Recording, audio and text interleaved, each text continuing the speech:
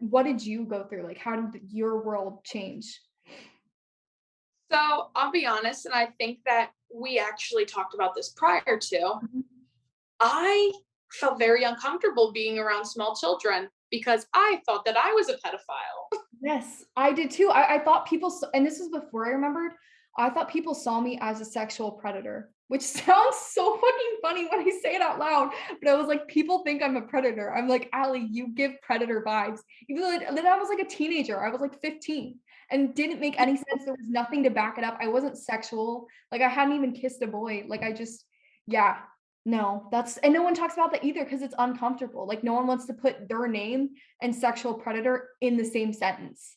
Do you know what I mean? Exactly. Like, yeah. No, I feel like there's completely a difference between pedophile OCD and someone wanting to act on that.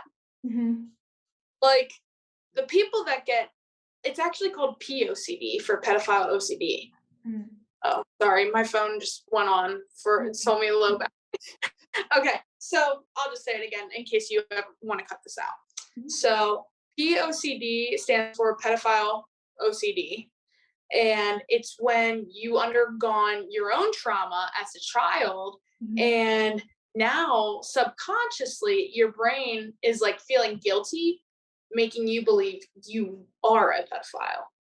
So yeah, no, I didn't know that was a thing because like my therapist, she thought like right away that I had OCD. And I thought that those I know like intrusive thoughts are part of OCD, but like yeah, I was like I said, I thought people thought that I was a sexual predator. I felt like a sexual predator.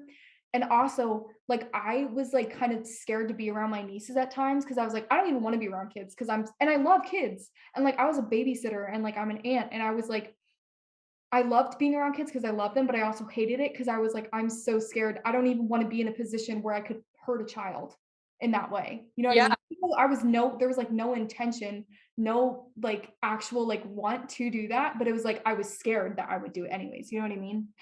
no, because what happens is the thoughts keep coming in and they cycle so fast. It literally feels like you're on a hamster wheel. They Dude, come in, they invade your head, and it's like you're a pedophile. You want to do this to this kid. You want to do this to that kid. And you're like, I don't want to, like, please stop. Like, I am not what these thoughts are telling me. exactly.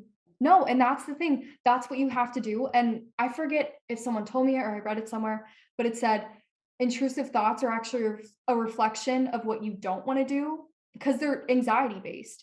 And so it's what you don't want to do. And so you think about it and you ruminate on it because you're so scared of doing that thing, but it's just kind of Ex- like distorted and flipped on its head. So you take that and you internalize it and you're like, no, I want to do those things. I'm a bad person for thinking this when it's really not your thoughts. It's just anxiety manifesting itself in the way of intrusive thoughts. no, literally, completely agree with that. I feel like, I don't know if you're like this, but sometimes with my OCD, and specifically, we'll talk about this one, the pedophile OCD. Yeah. It's like Shit. Sorry. there's that impulse urge at first, and you're like, I really want to do this, and then it's the anxiety and it floods in, like, oh my god, what is going on? Like, please stop. Like, I do not want this. I don't know if you get those impulses, but my brain makes me believe I'm a bad person for about 5 seconds, and that's when I'm like, nope, not today. Mhm. Yeah, I feel like you really have to self-awareness is everything when it comes to intrusive thoughts. Because once and it was the same thing, this is a tangent, but, like, with panic attacks. But, like, once I knew what was going on in my head, and once I knew that intrusive thoughts weren't actually a reflection of me, they were a reflection really of what I wasn't, and it helped me get them and, like, I honestly don't really struggle with them that much anymore, and if I do, if I get them, they just kind of, like I'm like, "Whatever," like, it just kind of passes right through me because like, I don't grasp onto it and, like, identify it with it anymore, if that makes any sense. I feel like I worded that, Exactly. but No, that makes total sense. And like, I've also done research that how to limit your intrusive thoughts is to actually put yourself in the situation to have the intrusive thoughts. mhm. And My like, that. I I write my intrusive thoughts out now, and I laugh at them after because I'm like, I would never freaking do this. Yeah. But while I'm writing it, I feel like I am that person. And then once I step out of it, I'm like, who wrote this? Like, what are you thinking? Like, it's not even logic. That's a great I've never even, like, heard of that tactic, but, like, it makes so much sense why it would work well. You know what I mean? Because like, that's what it is, you're Allie, kinda stepping back.